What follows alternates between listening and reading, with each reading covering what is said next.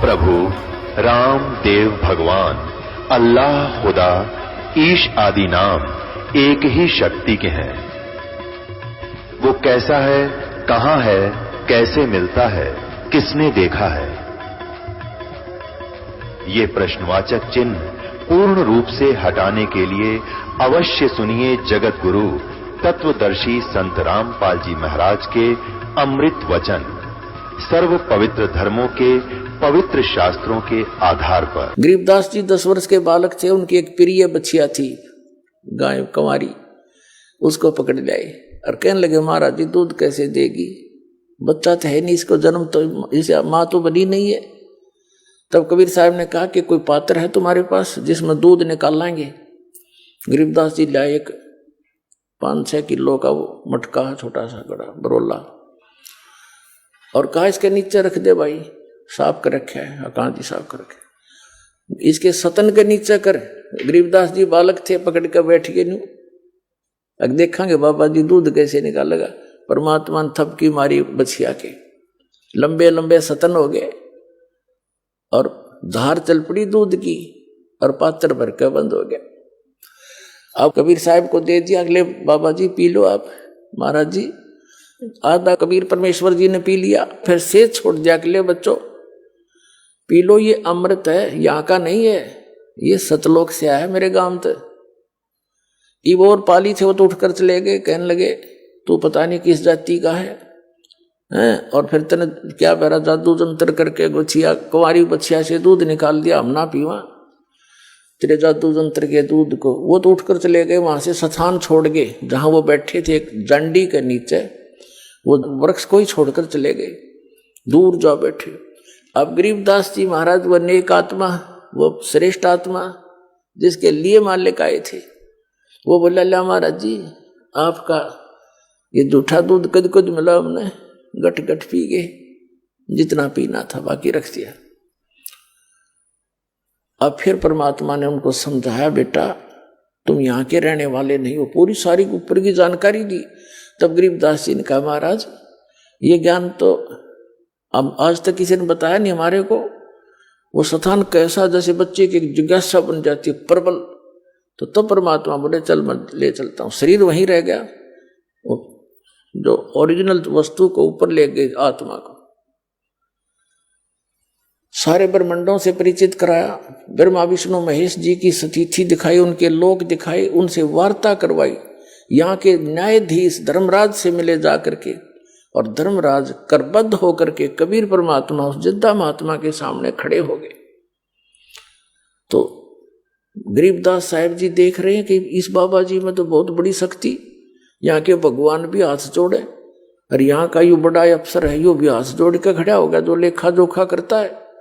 फिर सचखंड लेकर गए परमात्मा, ये काल को दिखा के देख बेटा यहाँ खाता है 1 लाख जीवों को भून गए, या तपस्या इसकी, और वो बैठा वो ब्रह्म सरपुरुष काल जो कहता है मैं कभी किसी के सामने नहीं आता, अपनी योग माया से छुपा रहता हूँ। गीता जी अध्याय नंबर 7 के श्लोक नंबर 24 और 25 में।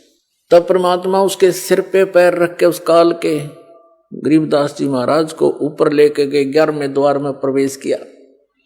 11वां द्वार इस अक्षर पुरुष पर ब्रह्म के लोक में प्रवेश करता है, और उसके लोक को पार करके जब 12वां द्वार पार करते हैं तो सतलोक आ जाता है। 12वां द्वार पार करके सतलोक में गरीबदास साहिब जी को परमात्मा लेकर गए। वहां गरीबदास साहिब जी क्या देखते हैं कि वही महात्मा जो नीचे तक गया था उनके साथ है, और ऊपर क्या देखते हैं कि एक बहुत बड़े गुम्बज में, बहुत बड़ा मंदिर नुमाए गुम्बज है, सुंदर सफेद, बहुत लंबा चौड़ा। उसके बीच में एक सिंहासन है, सुंदर सिंहासन, रत्न जड़े हैं सफेद सफेद उसके, और उस पर बहुत सुंदर वस्त्र बिछे हैं। वहां उसके ऊपर परमात्मा विराजमान है। शकल दोनों की एक जैसी है, जो नीचे से गई वो भी और वो बैठे वहां पर। जो सिंहासन पर बैठे थे राजा के समान, ऊपर छतर, सिर पे मुकुट, और उनके एक रोमकूप में करोड़ सूर्य मिला दे, करोड़ चंद्रमा, ऐसी रोशनी थी। अब नीचे से जो वही परमात्मा गए थे जिंदा महात्मा के रूप में गरीबदास साहिब जी को साथ लेकर के, वहां से उठाकर चंवर अपने ही उस दूसरे रूप पर डबल रोल में चंवर करने लगे। गरीबदास जी ने सोचा कि भगवान तो यूं होगा जो तख्त पर बैठे सिंहासन पर विराजमान है, और बाबा जी इसका कोई नौकर होगा। और भाई तो बहुत सुंदर स्थान, यहाँ तो ये शायद कभी देखा ही नहीं हमने। हो यहाँ तो सारे हरे बड़े सुंदर सुंदर वृक्ष हैं, बड़े सदाबहार फल लगे हुए हैं, और भगवान बहुत सुंदर हैं। इसके शरीर में कितना प्रकाश निकल रहा है, नर आकार है, मनुष्य सदृश है। तो फिर क्या होता है कि जो सिंहासन पर विराजमान थे वो परमात्मा, अनंत कोट ब्रह्मांड के स्वामी के सिंहासन पर परमात्मा यानी खुद ओवरऑल कंट्रोलर के रूप में, वासुदेव रूप में विराजमान थे। वो खड़े हुए और नीचे से जिस रूप में जिंदा महात्मा के रूप में परमात्मा थे, वो उस सिंहासन पर विराजमान हो गए, सबके कंट्रोलर के उस सिंहासन पर।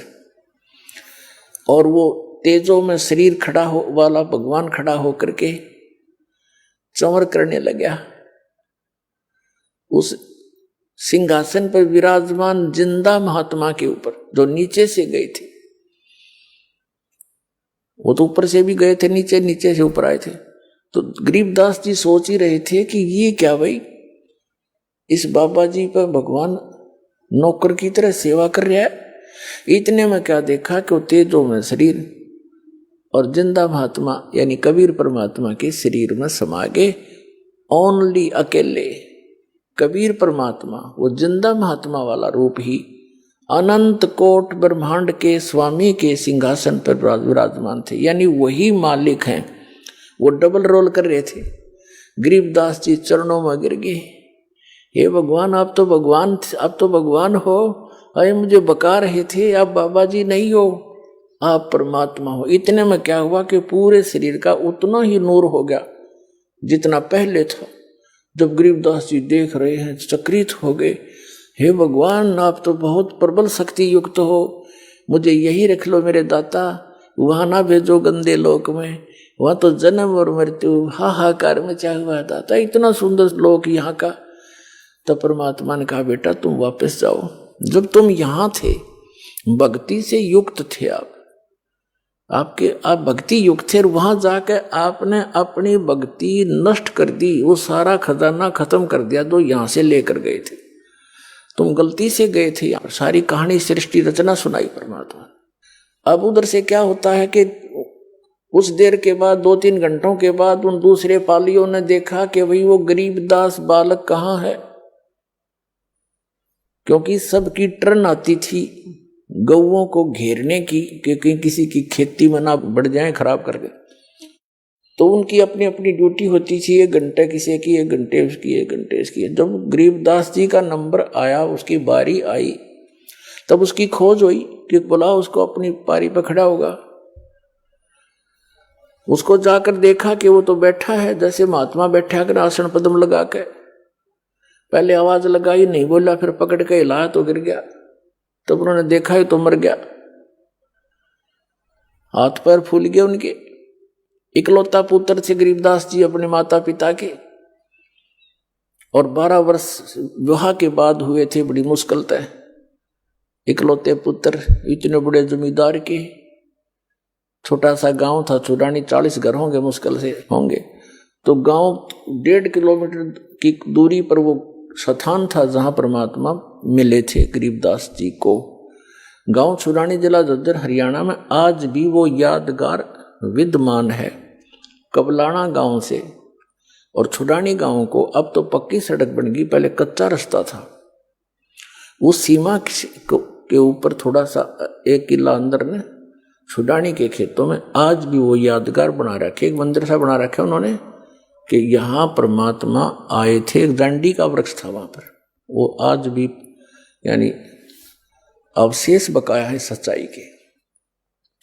तो गांव भागे आए, गांव वाले लोग फिर 1.5 किलोमीटर गए, देखा बच्चा मरा पड़ा है, उसकी अर्थ तैयार किया, घर लाए, घर से फिर शमशान घाट पर ले गए, फूकण की तैयारी कर दी, चिता पर रख दिया। तो परमात्मा ने कहा बेटा तुम जा, मैं तेरे साथ रहूंगा और भक्ति करना। इस भक्ति की कमाई तक, भक्ति की शक्ति से तुम पुनर्चार्ज होकर के यहां आ सकोगे। और उसके लिए मैं ऐसा मंत्र दूंगा, ऐसा मंत्र दूंगा कि एक बार ऐसी विधि बताऊंगा, पर ये अभी डिस्क्लोज ना करना, तू खुद भक्ति करना से। एक सतनाम दूंगा 2 अक्षर का, जिसमें एक ओम मंत्र है, एक गुप्त है, ये दास बताएगा केवल उपदेशी को। तो इसकी एक बार की कमाई तय, एक बार की कमाई तय, एक श्वास उस श्वास की के सिमरण तय इतनी कमाई बन जाएगी कि यहाँ के एक ब्रह्मांड में 14 लोक होते हैं। कहते 14 लोक भी उस एक दूसरी तराजू में रख दे, ताखड़ी में, एक पलड़े में, और एक तरफ रख दे इस एक सतनाम के सुमरण की कमाई वैल्यू। और 3 लोक, ये पृथ्वी लोक और तेरा पाताल और स्वर्ग लोक धर दे पासेंगे, यानी जिसकी कोई खाता ही नहीं किसी, वो तो सौदे में कोनी उस साइड में रख दी जाती है पासेंगे। और तो ना तुले तुलाया राम रंग हो रही हो। अब गरीबदास जी कहने लगे भगवान जो आपकी आज्ञा, और कहा तुम जाकर समझा जनता को, मेरा गवाह बन बेटा, तेरे भाई बहन वहां कितने कष्ट उठा रहे, सारा जीवन खो देते हैं माया के पीछे, एक पेट के लिए, जीविका पूरी नहीं होती उनकी। और यदि वो मेरी भक्ति करे तो उनको जीविका भी सुथरी दूं, उनको सुख भी दूं, उनकी आयु भी बढ़ाऊं, काल को निकट नहीं आने दो बेटा, तुम ये सत्कर मान लेना। तो गरीबदास जी तो आंखों देख चुके थे, धर्मराज जैसे खड़े होकर हाथ जोड़े जिस परम पिता के आगे, 3 औरों की औकात उसके सामने क्या बुनियाद। वो पक्के आंखों देखी परमात्मा की महिमा ग्रहण करके और वापस भेज दी वो आत्मा गरीबदास साहिब जी की। जब चिता में अग्नि लगाने की तैयारी थी, इतने में जो बंधन बांध रखे थे अपने आप टूट गए और हलचल हुई शरीर में, एकदम बैठ गए वो 10 वर्ष के बालक। और जिस लोक से आए थे वो यहां था ही नहीं, एकदम वो चौर भौर से हो रहे थे कि मैं कहाँ आ गया। और गरीबदास साहिब जी के अंतःकरण के अंदर परमात्मा ने ये संपूर्ण अध्यात्म ज्ञान भर दिया। जैसे एक मोबाइल से दूसरे मोबाइल में 10 घंटा का भी प्रोग्राम नो का नो फैक्स हो जाता है, दूसरे से लोड हो जाता है बगैर किसी वायर के। ऐसे परमात्मा ने गरीबदास साहिब जी के अंतःकरण में उनके कंप्यूटर में डाल दिया। अब फिर वो वही कंप्यूटर बोले, जैसे नानक साहब जी कहते हैं, वो तो भाई जैसे चाहिदा ऐसे बुलाईदा, वो तो जिसको जैसे चाहता है उससे वैसा ही बुलवाता है। तो उस गरीबदास साहिब जी ने खड़ा होकर के जो परमात्मा से प्राप्त ज्ञान को लोकोक्तियों के माध्यम से, दोहों के माध्यम से बोलना शुरू कर दिया। किसी की नहीं सुने, ना नु बतावे, सीधे शब्दों में कित गया था, लगे बतान। अनंत कोट ब्रह्मांड का एक रति नहीं भारे, सतगुरु पुरुष कबीर हैं ये कुल के सिरजनहार। इस तरह लागे वाणी बोलने। तो गांव वालों ने सोचा लड़का पागल हो गया, जीवित तो हो गया पर यो मेंटल हो गया। उनको बावलिया कहने लगे, पागल कहने लगे। शुक्र मनाया घर वालों ने, कुल के लोगों ने, कि कोई बात ना, जैसा भी बांगा बौला पागल है, जीवित तो हो गया। या इसकी माता इस बावले ने देख देख कर जी लेगी ना, या बेहोश होगी थी। अब वो कहने का भाव ये है, 2-3 वर्ष बीत गए, 3 वर्ष बीत गए, ऐसे ही वो ये वाणी बोल रहे होते हैं। वो गांव वाले उस बात को समझ नहीं पा रहे, बोल क्या रहा है। यो सौदा फिर ना ही संतो, यो सौदा फिर ना ही, ये लोहे के साथ आव जात है काया देश राही। 3 लोक और भवन चतुर्दश सब जग सौदे आही, दुगने दुगने करे चौगने किन्हों मोल गवाई। बच्चा में बैठ कर लाग जाइए बाणी बोलने, बड़े में खड़ा हो वहां बोलने लग जाइए बाणी। लेकिन सब कहने लगे मेंटल है, इतना बात करो। अरे मेंटल खुद हम, और कह उस भगवान से परिचित आत्मा को मेंटल। हमारी इतनी संकीर्ण बुद्धि है। 3 वर्ष के बाद एक दादू पंथी संत आदरणीय दादू साहेब जी को भी परम अक्षर ब्रह्म कबीर देव जी, कबीर साहेब, वो धानक कबीर गरीबदास साहेब जी को बताया था परमात्मा ने कि बेटा मैं 120 वर्ष बनारस में रह के आया हूं, 120 वर्ष काशी में, और कबीर मेरा नाम है, और वहां जुलाहे के नाम से प्रसिद्ध था। मैं जुलाहा मेरा कर्म था, और मैं प्रत्येक युग में एक लीला ऐसी ही करता हूं कि अपनी पाने के लिए जो क्रियाक्रम उचित है एक भक्त को, और कैसी उसकी रहनी हो, कैसा उसका विचार हो, और कितनी आवश्यकताएं रखे भगत, वो मैं खुद ही पूरी करके आता। एक उदाहरण दे के आता हूं कि यहाँ घने धन की जरूरत की आवश्यकता नहीं। जो भक्ति चाहता है उसने परमात्मा की इच्छा रहनी चाहिए, और जो भगवान से जुड़ गया तो उसको किसी चीज का अभाव रहेगा ही नहीं। समय आने पर सारी पूरी करता है। इसलिए हम भगवान को खोज रहे। कहते कल्पे कारण कौन है, कर सेवा निकाम, और मन इच्छा फल देऊंगा जो पड़े मेरे ते काम। जब भगवान के सतर का काम होगा बेटा, नहीं मैं खड़ा पाऊंगा। तो इस प्रकार सारी कहानी बताई। तो परमात्मा ने गरीबदास साहिब जी को अपनी सारी महिमा बताई थी। इसी प्रकार आदरणीय दादू साहिब जी भी 8-9 वर्ष के थे, 7-8 वर्ष के, और वो बच्चों में खेल रहे थे अपने गांव से बाहर। वहां परमात्मा आए इसी प्रकार जिंदा महात्मा के रूप में। उनको भी फिर ऐसे ही ज्ञान सुनाने लगे, और बच्चे तो उठ के चले गए, अकेला रह गए। दादू साहिब जी की आत्मा को भी सचखंड लेकर गए, फिर वापस छोड़ा। 3 दिन तक बेहोश रहे थे दादू जी, 3 दिन और 3 रात, फिर छोड़ा वापस। तो दादू साहिब जी ने भी आंखों देखा हाल उस कबीर परमात्मा का, कलम तोड़ महिमा गाई। तो उस दादू पंथ आगे चल के दादू जी का फिर परंपरा चल पड़ती है, जैसे गरीबदास जी की परंपरा चली हुई है। तो उसमें संत परंपरा भी होती है, महंत परंपरा भी होती है, जिसको नाद और बिंद बोलते हैं। तो नाद परंपरा से गोपाल दास नाम के एक साधु थे दादू जी की परंपरा से, और वो वैश्य थे, जाति के बणिये थे। 60-65 साल की उम्र हो गई थी, घर त्याग चुके थे।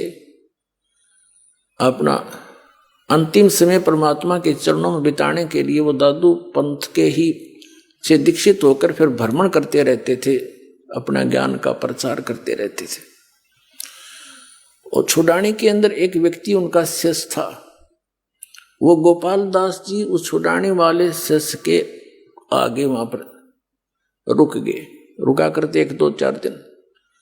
तो उस छुड़ाने वाले भक्त ने कहा कि महाराज जी, हमारे एक बहुत बड़े जमींदार का लड़का और ऐसे ऐसे पागल हो गया। सारी कथा सुनाई और बताया महाराज जी कहते हैं संत की विद्या को संत ही कैंसिल कर सकता है। तो उस बच्चे को जादू जंत्र का दूध पिला दिया, मंत्र का, वो पागल हो गया, मर गया था। तो पता नहीं कैसे सांस वापस आ गए। आपकी रजा हो तो कृपा कर दो उसको, वो ठीक हो जा, पागल हो गया। तो उस दादू पंथी संत गोपाल दास ने कहा कि बुलाओ। वो थोड़े बहुत भूत बात झाड़न के झाड़े जाने था। उस व्यक्ति गया वहां गरीबदास साहिब जी के घर पे उनके। अब गरीबदास साहिब जी अपने नाना के वहां रहा करते थे, छुड़ानी में उनके नानका थे, क्योंकि उनके पिताजी वहां घर जमाई रहा करते थे। गरीबदास साहिब जी का कोई मामा नहीं था, यानी उसकी माँ का कोई भाई नहीं था, जिस कारण से सारी संपत्ति के वारिस उनके पिताजी के बाद वही थे अकेले। तो उनके नाना जी जीवित थे, बहुत बड़े जागीरदार थे। वहां जाकर के उसने कहा, उस भक्त ने, व्यक्ति ने कहा, चौधरी साहब हमारे घर एक संत आ रहा है और वो न्यू कह इस लड़की के लड़के ने वो ठीक कर देगा, संत की विद्या संत करा करें ठीक। इस यह बात उनका भी समझ में आ गई। उसका नाम शिवलाल था, गरीबदास जी के नाना जी का। 5-7 बड़े बड़े मौजूद से व्यक्ति इकट्ठे होकर गरीबदास साहिब जी को साथ लेकर, बालक को 13 वर्ष की आयु के थे गरीबदास जी उस समय, और गोपाल दास संत के पास ले गए और कहा, महाराज दया करो, यू बालक ठीक हो जा, यू तो पागल हो गया, पता नहीं क्या क्या बोल रहा है, सारा दिन रुकता ही नहीं। हम पूछे हैं बात, यू बोल रहा है पता नहीं के गीत से गाता रहता है। अब वो तो परमात्मा से परिचित हंस आत्मा थी गरीबदास साहिब जी, भूत भविष्य की सारी जानते थे और वर्तमान की। अब उस दादूपंथी संत ने पूछा गोपाल दास ने कि बेटा कौन था जिसने तेरा जीवन बर्बाद कर दिया, क्या नाम था उसका? यानी जैसे एक बात पूछने के लिए उद्देश्य से प्रश्न किया। तो आदरणीय गरीबदास साहिब जी ने कहा कि महाराज जी वो कौन थे और उन्होंने मेरा जीवन बर्बाद नहीं किया, मुझे तो आबाद कर दिया। क्या बताया कि अजब नगर में ले गए हमको सतगुरु आने, जल के बिंब अगाध गति हम सूते चादर ताने। अलल पंख अनुराग है सुन मंडल रे थीरे, दास गरीब उधार दिया मोए सतगुरु मिले कबीर। हम सुल्तानी नानक तारे दादू को उपदेश दिया, जात जुलाहा भेद न पाया वो काशी माहे कबीर हुआ। अनंत कोट ब्रह्मांड का एक रति नहीं भारे, ये सतगुरु पुरुष कबीर हैं कुल के सिरजनहारे। वासुदेव ये कबीर साहब है। अब दादू पंथी महात्मा का तो शर घूम गया, गांव वाले थे ना मेंटल बतावे, अरे यू तो भाई परम धनी से मिला हुआ हंस है, ये तो आंखों देखा वर्णन कर रहा है उस परम पिता के भगवान के दर्शन किए हुए इस महात्मा ने।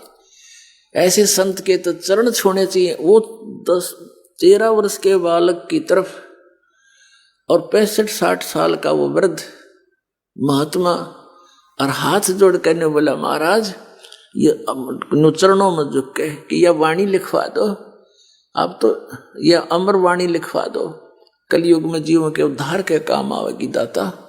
तो गरीबदास जी बालक चल पड़े आगे ने।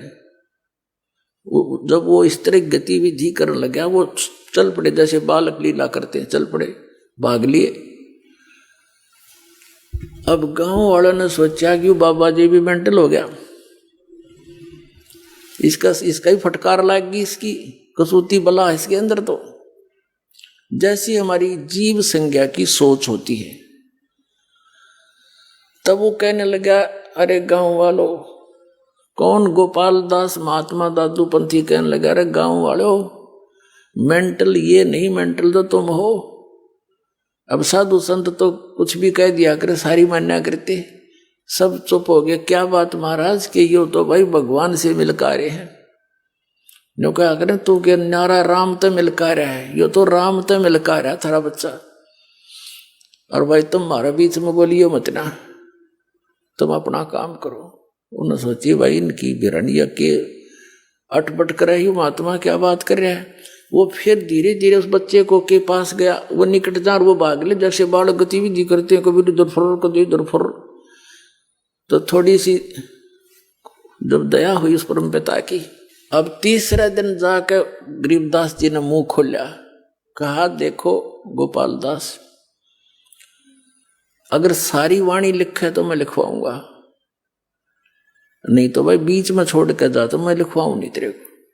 न्यू बोला। गोपाल दास कहने लगा, महाराज मैं तो कति करते फारिग हो रहा हूं और इसे काम के लिए निकला हूं दाता। जब तक आप कहोगे तब तक आपके चरणों में बैठ कर मेरे पास यह लेखन विद्या दी है भगवान ने, मैं बाणिये के घर जन्म है मेरा, भगवान की खोज में मैं निकला हुआ हूं, और आप जो जो कहोगे मैं लिखता रहूंगा। एक बही होती थी पहले, ये कापी कुपी तो होती नहीं थी, पहले बाणिये बही रखते थे, लंबी लंबी, इतनी लंबी, 3-3 फुट लंबी और 9 इंच चौड़ी हुआ, उसको ऐसे फोल्ड कर, तो उसमें लग गए लिखने। और गरीबदास साहिब जी का एक बेरी का बाग था, बेरी का, बड़बेरी बोला जिसने, उसमें एक जंडी का पेड़ था, बहारा था, वो पहले बरानी सा अक्षेत्र था, ऐसे मारू अक्षेत्र से, सिंचाई साधन नहीं थे उसमें, तो वहां जंडी ज्यादा होया करती, और बेरी के बाग भी ऐसे हो जाया करने, झाड़ जंखाड़ा। तो उसमें बैठ के उसके नीचे 6 महीने तक गरीबदास साहिब जी बोला करते थे, और दादू पंथी गोपाल दास जी लिखा करते थे। तो गॉड गिवन ज्ञान गरीबदास साहिब जी के माध्यम से कबीर परमात्मा ने अपनी महिमा पुनः चित्रार्थ करवाई। इसमें कबीर सागर के अंदर एक कबीर बानी चैप्टर है,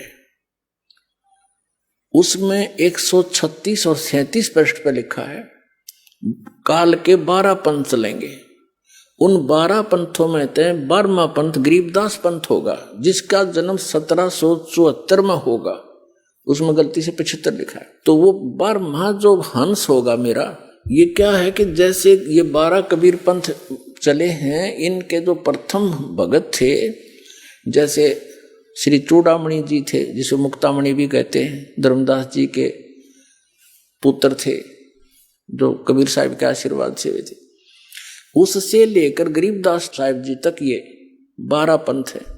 प्रथम जो हंस थे वो 1 नंबर के हंस थे, यानी परमात्मा के भेजे हुए अपने स्पेशल हंस थे, और उसके बाद फिर ये 12 और हैं, वो ऐसे ही डुप्लीकेट थे, और 12वां जो थे गरीबदास जी, ये भी परमात्मा की विशेष आत्मा थी। एक तो फर्स्ट को ज्ञान दिया था, फिर इस लास्ट को दिया है। अब इस लास्ट को जो ज्ञान दिया है, इसलिए फीड कर दिया कि कभी काल ने कहा था कि 12 पंथ करूं मैं साजा, और नाम तुम्हारा ले करूं आवाजा, और 12 पंथ नाम जो ले ही मेरे मुख में आन समोही, और अनेक पंथ चलाऊं, जैसे राधा स्वामी पंथ, ये धन धन सतगुरु पंथ, जय गुरुदेव पंथ, ये निरंकारी पंथ, ये तो है, ये क्या नाम, बालयोगेश्वर, ये सतपाल, आसाराम जी, और ये सुधांशु जी, और ये तो है सिद्धे रामकृष्ण थे के पुजारी, ये तो अंडरस्टूड है। और ये तो दूसरे पंथ काल के, ये राधा स्वामी, धन सतगुरु, जय गुरुदेव, और बिहाणी वाला, जनोद वाला, ये सारे अनेक पंथों में से काल न चला रखे, सतलोक और सचखंड के नाम लेकर के, और कख पता नहीं इन्होंने उसके बारे में। तो कहने का भाव ये है कि परमात्मा ने कहा था कि धर्मदास बीच में कबीर मेरे वाले मार्ग में, ये काल के पंथ ही घुसेंगे, काल के दूत, और मेरी महिमा मेरे द्वारा बोलेगी कबीर सागर की, और कबीर वाणी को कुछ ये फेर बदल करेंगे अपनी अनजान बुद्धि के अनुसार, तो यथार्थ ज्ञान को ये खत्म कर देंगे।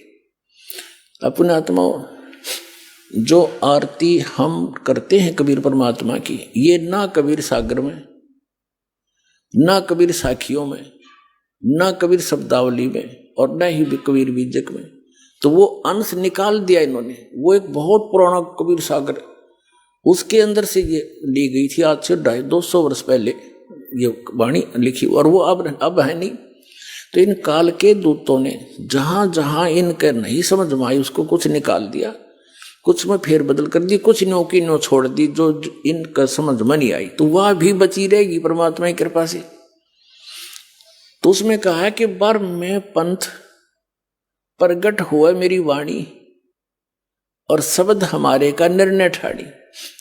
12वें पंथ में मेरी महिमा की वाणी पुनः प्रगट होएगी उस 12वें पंथ के प्रवर्तक द्वारा। अक्षर घर का मरम नहीं पावे, 12 पंथ हमी को धावे, क्योंकि ये सभी 12 के 12 पंथ, गरीबदास पंथ तक, सभी मेरी ही महिमा करेंगे। कबीर साहब हैं, कबीर सतगुरु हैं, लेकिन सतलोक नहीं जा सकते, क्योंकि इनको यथार्थ ज्ञान नहीं हो सकता। जब तक कलयुग 5500 वर्ष नहीं बीतेगा तब तक धर्मदास या ऐसी स्थिति रहेगी। जब कलयुग 5500 बीत जाएगा तब क्या लिखा है कि उस समय डिक्लेयर करेंगे, सारे ज्ञान को ओपन करेंगे और नए सिरे से इसका बिल्कुल सुचारू रूप बनावाएंगे।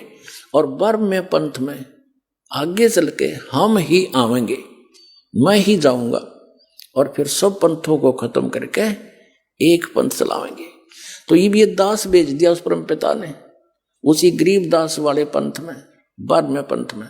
तो गरीबदास जी ने जो ज्ञान दिया उसको गरीबदास पंथी भी नहीं समझ सके। कबीर परमात्मा जी ने जो ज्ञान दिया था कबीर सागर के अंदर, कबीर पंथी नहीं समझ सके। कबीर साहब को सतगुरु बताते हैं, एक संत बताते हैं और परमात्मा को भिन्न बताते हैं। इन कख दाना परमात्मा को, ते काल के दूत थे सारे और ये खुद मालिक है। कबीर सागर में लिखा, धर्मदास को जब सतलोक में लेकर गए और जब वापस छोड़ा तो वहां देखा वही परमात्मा जो नीचे से गए थे वही सिंहासन पर विराजमान थे, अनंत कोटि ब्रह्मांड के सिंहासन पर। और वहां पर सब बाग बगीचे और भगवान के सिर पर मुकुट था, ऊपर छतर था और सब गाते बजाते गए। सब ना गले में सुंदर हीरे मोतियों की माला पहन रखी थी। सब जो वहां भगत पहले मुक्त होकर चले गए या पुराने आदिवासी वहां के हैं तो वहां रह रहे थे, सारी विस्तार बता रखा। अरे अज्ञानी कबीरपंथी ने होके वहां चेतन प्रकाश है, बस उसमें बिंदु टाइप आत्मा घूमती है और कुछ नौके उसमें जाकर मिल जाती है, बस चेतन प्रकाश में प्रकाश मिल गया, खत्म। तो इन्हें खाक ज्ञान था। तो परमात्मा ने कहा था बर में पंथ प्रगट हो मम्माणी, और बर में पंथ हम ही चले आवे आगे चल के, उसमें नहीं क्यों 12 पंथ तक कह दिया कि ये तो स्थिर घर का मर नहीं पावे और ये 12 पंथ हम ही को जावे। बर में पंथ, फिर आगे जो पंथ चल चुका होगा, जब 5500 वर्ष बीत जाएंगे तब मैं आऊंगा, भेजूंगा अपना हंस। तब ये ज्ञान, तो ये गरीबदास साहिब जी के द्वारा ये अपनी महिमा की वाणी परमात्मा ने फीड की और वो गरीबदास साहिब जी ने लिपिबद्ध की और आज वो हमारे पास उपलब्ध है। एक और बताऊं आपको कथा कि गरीबदास पंथ में दास का अच्छा समय बीता है। सन 1988 से लेकर 1999 तक गरीबदास पंथ में 11 वर्ष दास रहा। उनके खूब मेहनतों से, संतों से और वहाँ के सबसे मिले। तो वहाँ एक विशेषता थी कि ये सख्त हिदायत थी उनको कि गरीबदास जी महाराज ने जो वाणी बोल रखी है इसमें किसी ने फेरबदल भी कर दी ना, उसको बहुत हानि होगी। एक संत ने ऐसा कर दिया था, कुछ उसमें कुछ ऐसी कड़वी करड़ी बातें लिख रखी थी, उसने निकालने की चेष्टा की थी, उसको अधरंग मार गया। उसका सब कह भय हो गया, उन्होंने नहीं मात्रा भी छेड़ी। फिर ये कारण क्या था कि परमात्मा को पता था काल के दूत गड़बड़ फेर कर देंगे, बनी बनाए काम ने बिगाड़ देंगे। ये 200 वर्ष पहले, 250 वर्ष पहले की बात, सन 1727 में परमात्मा मिले थे गरीबदास साहिब जी को और सन 1730 के अंदर यह वाणी लिपिबद्ध की गई थी।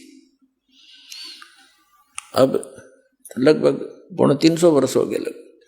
तो उस समय यह लिखी गई, तो अभी तक यह कति सुरक्षित थी और यह नो की नो हमारे पास आएगी।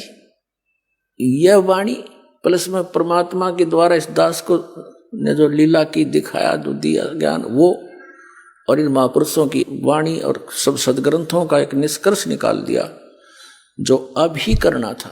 कहते हैं 9 मन सूत उलझिया, ऋषि रहे जखमार, और सतगुरु ईसा सुलझा दे उलझन दूजी बार। इसी कबीर वाणी में, कबीर सागर के अंदर कबीर वाणी चैप्टर है, एक अध्याय है, उसके 134 पृष्ठ पर कहा है 12 तो ये है 13वां वंश आवेगा। 13वें वंश में ये 12 वंश है। 12वें वंश प्रगट हो उजियारा और 13वें वंश मिटे सकल अंधियारा। ये 13वां वंश ये दास है, इस सारा अज्ञान समाप्त कर दिया, प्रत्यक्ष कर दिया।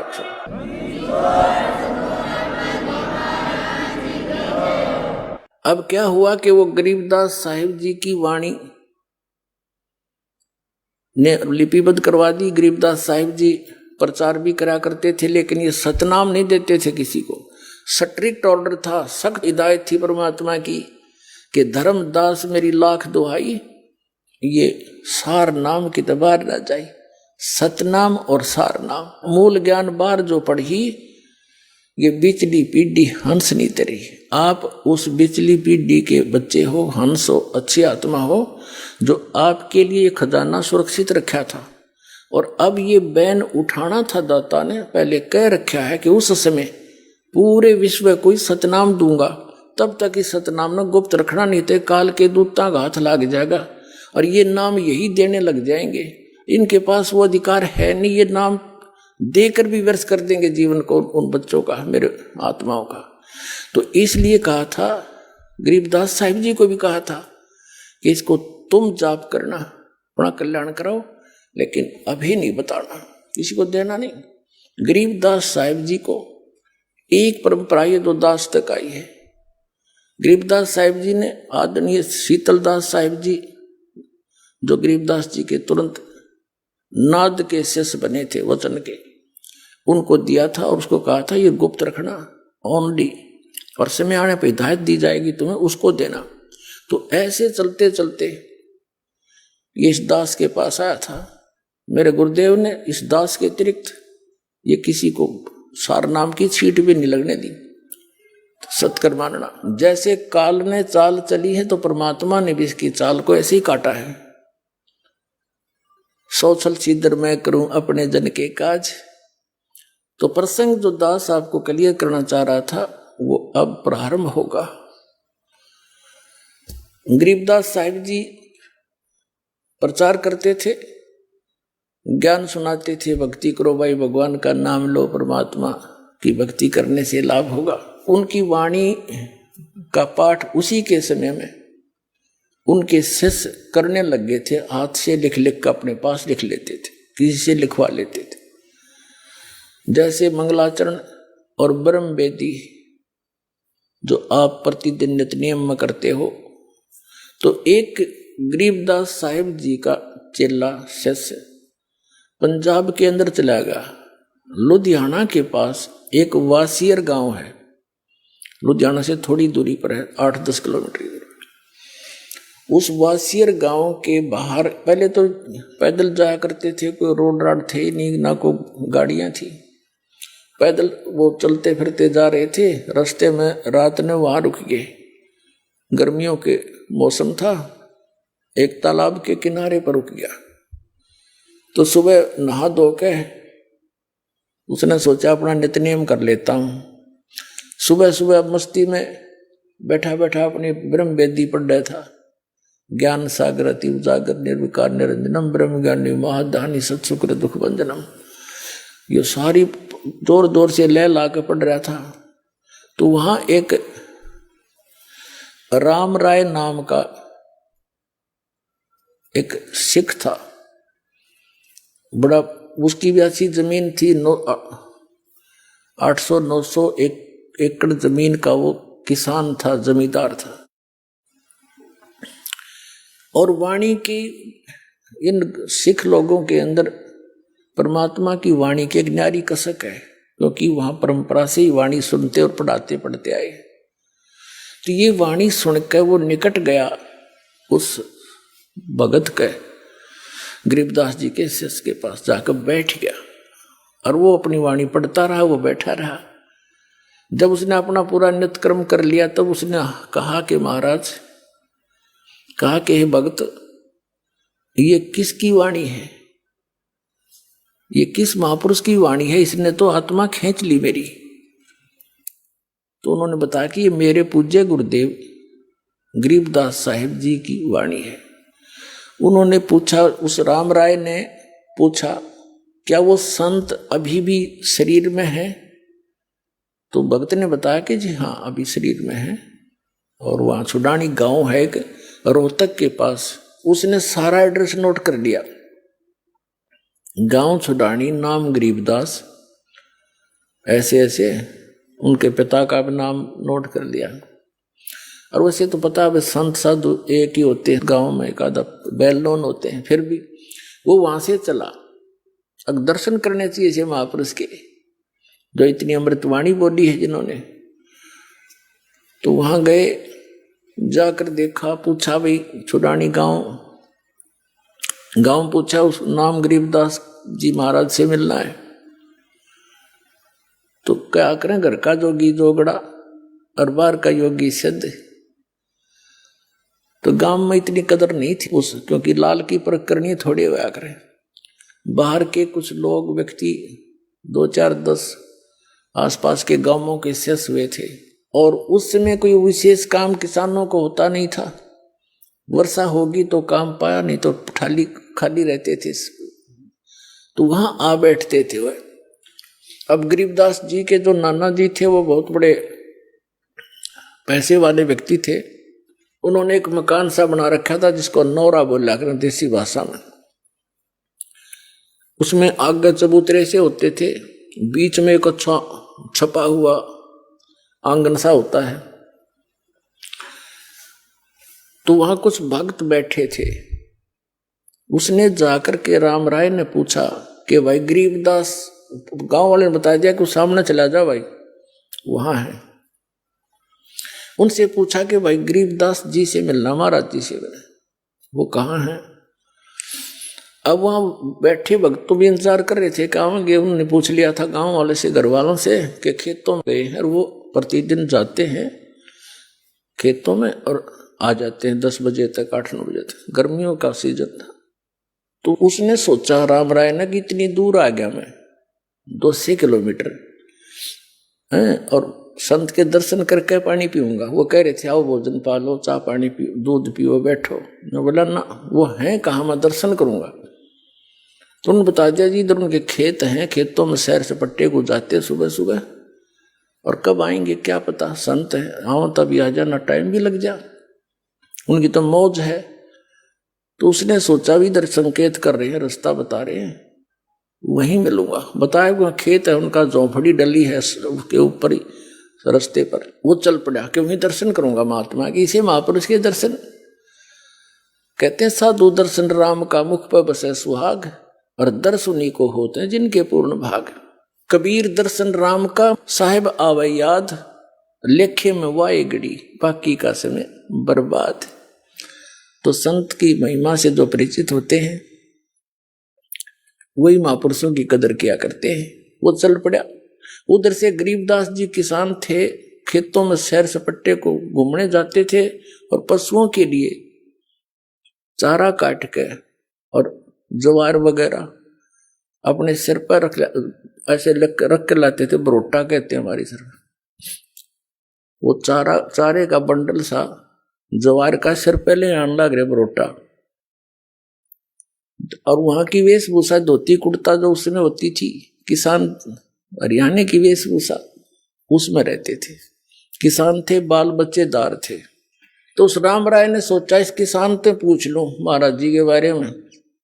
उसने कहा भाई डटिए, रुकना। गरीबदास जी खड़े हो गए कि मैंने महाराज जी से मिलना, गरीबदास जी से। उनका यहाँ खेत कांसी है, मैं बहुत दूर से आया हूं पंजाब से, उनसे मिलना बहुत जरूरी है। अब गरीबदास जी तो अंतर्यामी थे। उन्होंने सोचा यदि मैं न्यू कहूंगा इसने कि मैं हूं भाई गरीबदास, बोल क्या कहेगा, क्या बात है।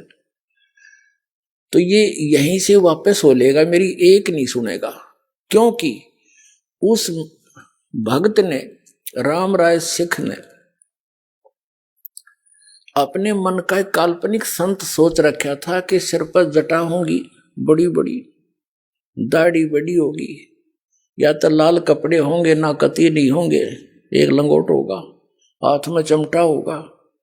वो ऐसी वेशभूषा वाले को संत मानकर खोज करने निकला था। गरीबदास जी कहने लगे आ जाओ मेरे साथ, मैं मिलाऊंगा आपको गरीबदास जी से, आजा मैं मिलाऊंगा महाराज जी से तेरे को, मेरे साथ आ जाओ। अब वो साथ साथ हो गया कि इधर उधर हो गया, कोई खेत में ले चलता होगा मुझे। वो घर आ गए। घर आए तो जो उनके शेष बाहर के आए हुए थे गरीबदास जी के, वो खड़े हुए, दौड़े गए। गरीबदास जी ने जो सिर पे रखा हुआ था पशुओं का चारा, ज्वार का बरोटा, वो किसी ने उठाया पकड़ा, किसी ने जूते दंडवत प्रणाम किए। अब वो सरदार जी खड़ा खड़ा देखा कि यूं के चक्कर भाई किसान थे, ये व्यक्ति दंडवत प्रणाम करते हैं। उन्होंने सोचा ये किसान होगा, जमीन अच्छी होगी, ये मजदूर होंगे इसके, इसलिए इसकी श्रद्धा कर रहे हैं। अब गरीबदास जी वहां पे गए, भगत को कैसे सेट करना है, सोचल सिद्धर मैं करूं अपने जन के काज। गरीबदास जी ने कहा कि भाई नो करो। 3-4 भगत थे, किसी को कह दिया बैलों को पानी पिला लो, किसी को कह दिया ऊपर ले दूसरे स्थान पर दूसरे घेर में पशुओं का चारा भेजो भाई तुम। एक से कहा नहाऊंगा भाई, मेरी बाल्टी रख दे पानी की लाकर पाटड़े के पास। ऐसे देसी व्यवस्था से नहाते थे गांव में। तो उन्होंने सब अपना काम कर दिया, उनको इधर उधर भेज दिया। वो दोनों रह गए, आदरणीय गरीबदास साहिब जी और जिज्ञासु राम राय दास जी। सरदार जी वो क्या सोच रहा था कि मैं अच्छा मूर्ख भाई, देख 250 किलोमीटर आ गया, अरे यू संत बताओ। उनसे पूछा भाई ये कौन है, उन्होंने कहा ये तो है गरीबदास जी। वो उनके चेले चाले थे, फिर वो चले गए। उसके मन में उथल पुथल होगी कि देख कितना मूर्ख मैं, ना कोई पूरा जानकारी ली है, ये तो मेरे जैसा किसान जमींदार ये है। और किताब देख खोदा पहाड़ निकली चुईया, वह भी मरी हुई।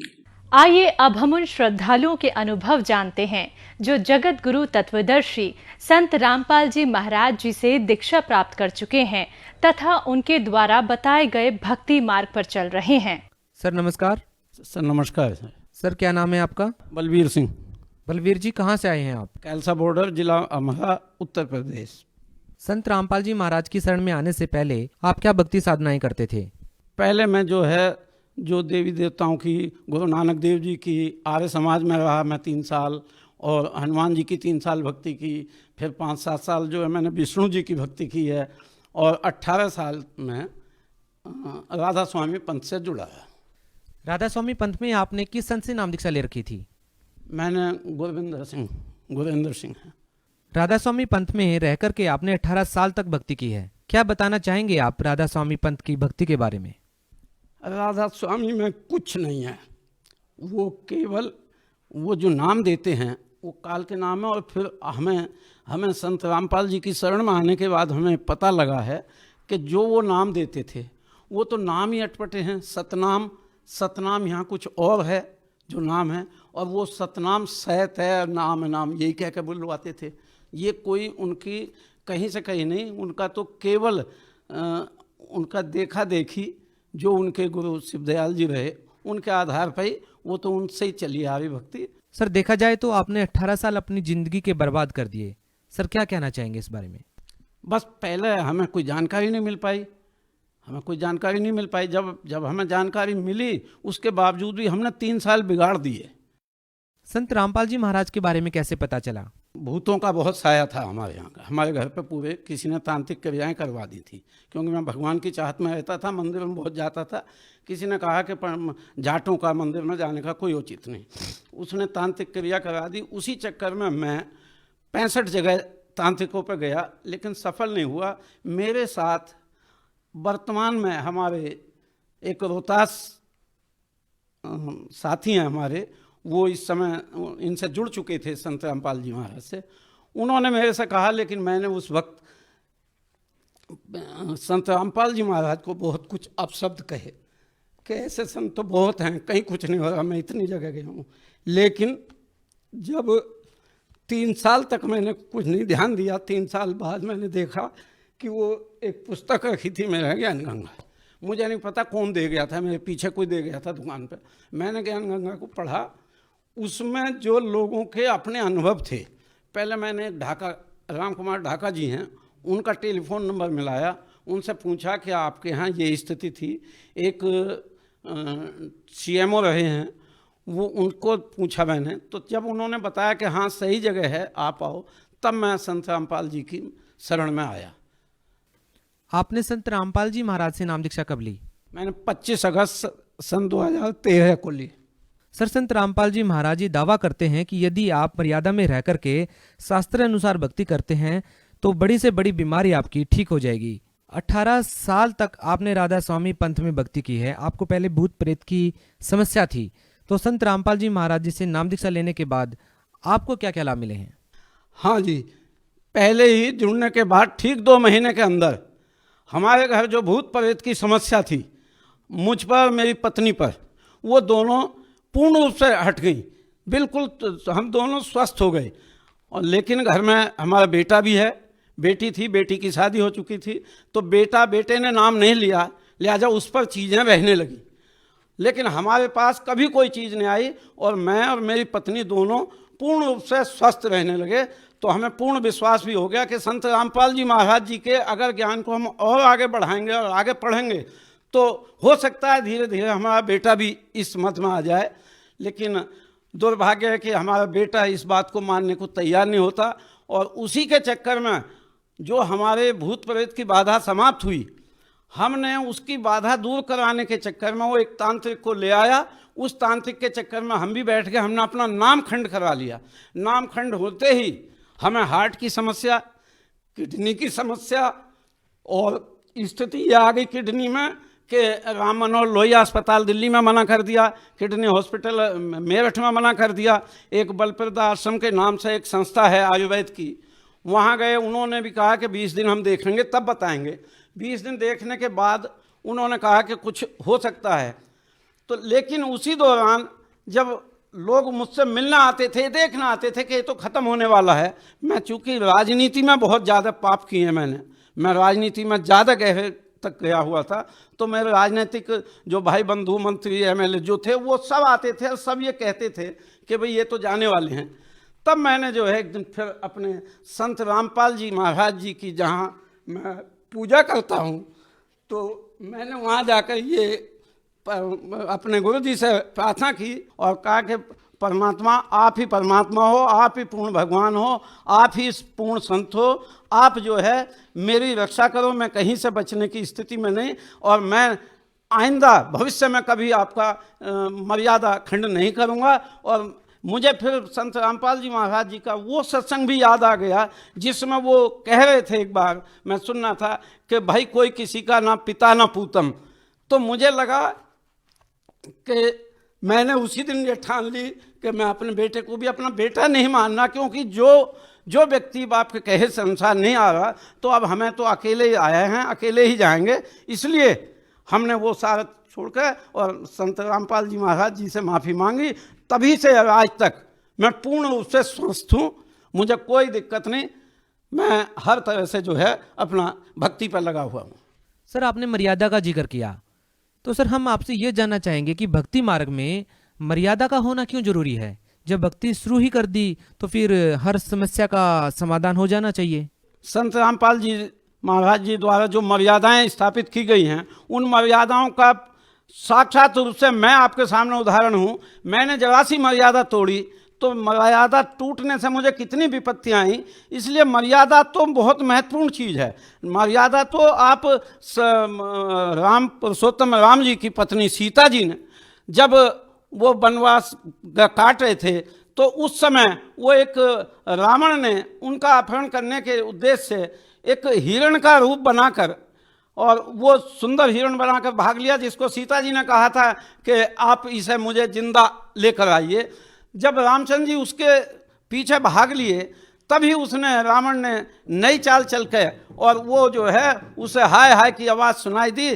तब सीता जी ने लक्ष्मण से कहा कि आप जाइए, आपके भाई पर विपत्ति है। परंतु उन्होंने लक्ष्मण जी को जब ज़्यादा ताने दिए, वो गए तो एक लक्ष्मण रेखा खींच कर गए थे और वो कह के गए थे कि भाभी कोई भी माता कहते थे वो कि माता जी आप इस लक्ष्मण रेखा से बाहर कदम ना रखें, कितनी भी विपत्ति कोई भी चीज़ आपके संकट निकट नहीं आ सकती।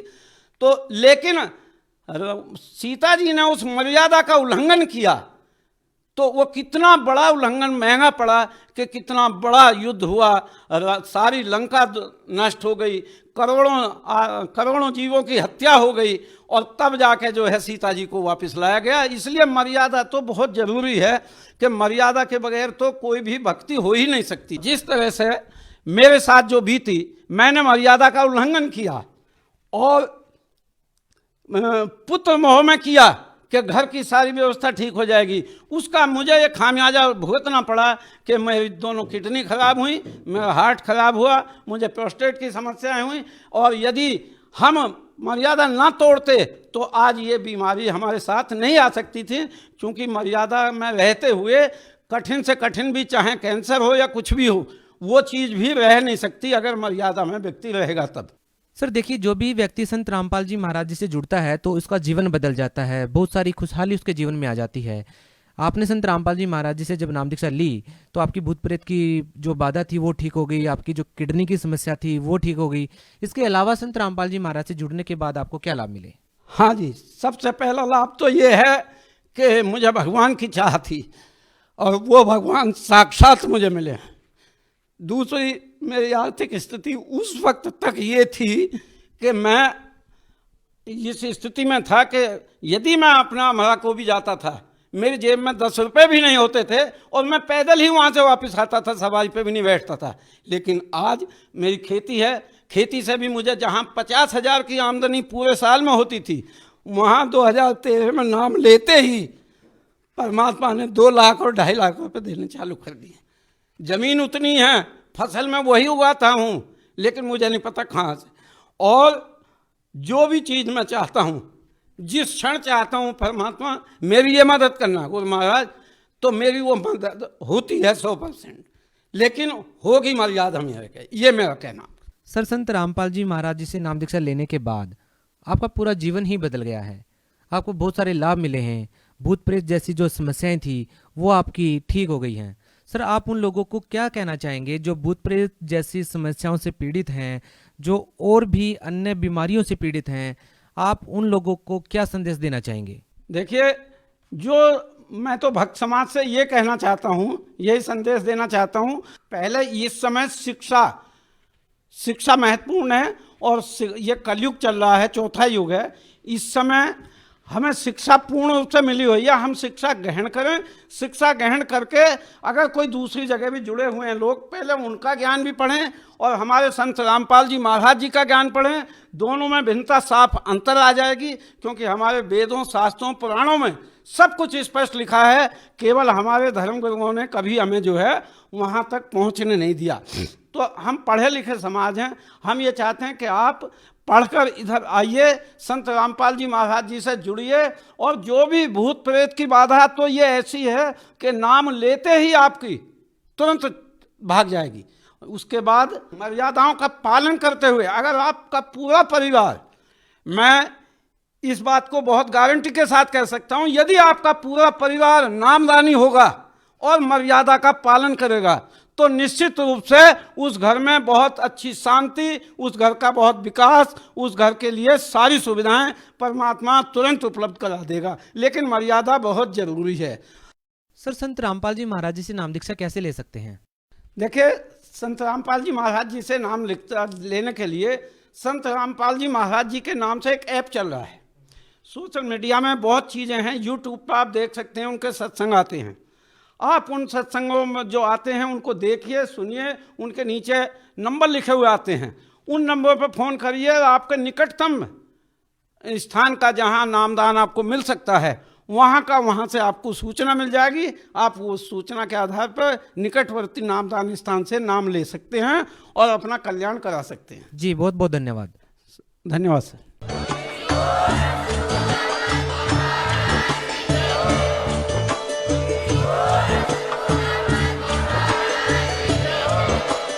आप सुन रहे थे जगत गुरु तत्वदर्शी संत रामपाल जी महाराज जी के मंगल प्रवचन। अधिक जानकारी के लिए विजिट कीजिए हमारी वेबसाइट www.jagatgururampalji.org। संत रामपाल जी महाराज जी के शुभ आशीर्वाद से पूरे विश्व भर में 500 से भी ज्यादा नाम दीक्षा केंद्र हैं, जिन पर संत रामपाल जी महाराज जी द्वारा ऑनलाइन निशुल्क नाम दीक्षा दी जा रही है। अपने नजदीकी नाम दीक्षा केंद्र का पता करने के लिए संपर्क करें 8222880541।